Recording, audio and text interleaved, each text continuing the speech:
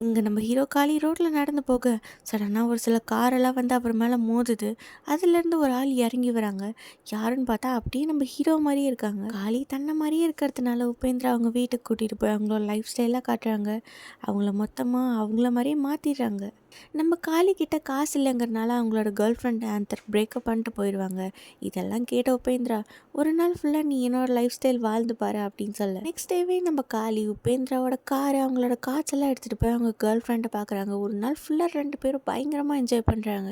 நல்லா என்ஜாய் பண்ணி முடிச்சுட்டு 2 பேரும் பீச் ஓரமாக வந்து நிற்க அப்போ தான் காளி வந்து நடந்த உண்மை எல்லாத்தையுமே சொல்கிறாங்க. இப்போ அவங்களோட கேர்ள் ஃப்ரெண்ட் ஆந்தர் நம்ம ஹீரோ கிட்ட ஏதோ ஒன்று சொல்ல உடனே காளி வந்து உபேந்திராவை போட்டு அடிக்க ஆரம்பிக்கிறாங்க. 2 பேருக்கும் நடந்த சண்டையில் ஒரு வழியாக நம்ம காளி உபேந்திராவை கொண்டுடுறாங்க. அப்புறம் உபேந்திராவோட பாடியை தூக்கிட்டு போய் ஒரு லேக் மாதிரி இருக்கிற இடத்துல போட்டுடுறாங்க. ஏன்னா அது ஃபுல்லாக முதலையாக இருக்குது. இனிமேட்டு நான் தான் உபேந்திரா, அவனோட சொத்து மொத்தத்தையும் நாம் தான் அனுபவிக்க போகிறோம் அப்படின்னு சொல்லி நம்ம ஹீரோனும் உபேந்திராவோட வீட்டில் இருக்க அடுத்த நாள் பார்த்தா இந்த போலீஸ் ஆஃபீஸர் ரொம்ப நாளாக நம்ம ஹீரோயினை அப்ரோச் பண்ணிகிட்டு இருப்பாங்க.